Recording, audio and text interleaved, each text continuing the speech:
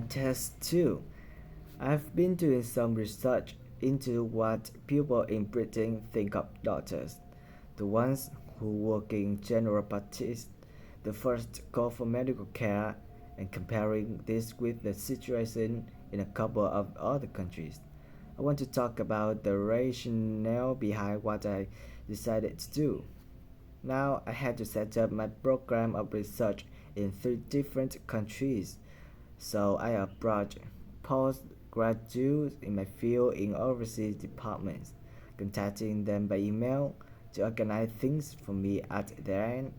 I thought I would have trouble recruiting help, but in fact, everyone was very willing, and sometimes the tutors got involved too. I had to give my helpers clear instruction about what kind of sample population I wanted them to use. I decided that people under 18 should be excluded because most of them are students or looking for their first job. And also I decided at this stage just to focus on men who were in employment and set up something for people who didn't have jobs and for employing women later on as a separate investigation. I especially wanted to do a questionnaire and interviews with a focus group.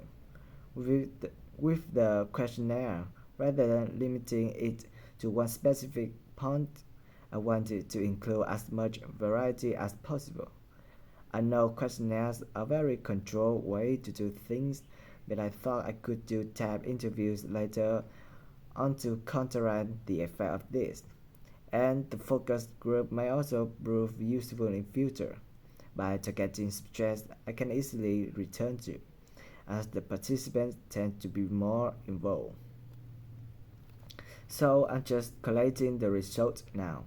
At the moment, it looks as if in the UK, despite the fact that newspapers continually report that people are unhappy with medical care, in fact, it is mainly the third level of care, which takes place in hospitals, that they are worried about.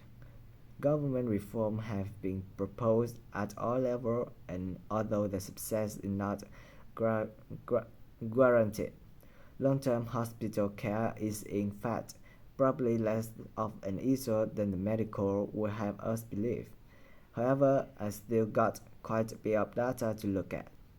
Certainly, I will need to do more far-reaching research than I had anticipated in order to establish if people want extra medical staff invested in the community or if they want care to revert to fewer but larger key medical units. This, the solution might well be something that can easily i- implemented by those responsible in local government, with central government support of course. This state had proved very valuable though. I was surprised by of mo- how willing most of the subjects will get involved in the project. I expected some unwillingness to answer questions honestly, but I was taken aback and rather concerned that something very decent I set up very didn't necessarily seem that way to everyone in my old department. I thought you might also be interested in some of the problems I encountered in collecting my data. There were all cases that threw me. One of the subjects who I had approached while he was out shopping in town decided to pull out when it came to the second round. It was a shame as it's someone who I would like to have interviewed more closely. And one of the first year students I interviewed wanted restaurant that no names would be traceable from the answer. I was surprised because they think nothing of telling you about themselves and their opinions in seminar groups. Then one of the people that I work with got a bit funny. The question was quite personal, and one minute he said he'd do it, and then next day he wouldn't, and in the end he did do. he did do it. It's hard to not to get angry in that situation, but I try to keep focused on the overall picture in order to stay calm. The most bizarre case was a telephone interview I did with a teacher at a university in France.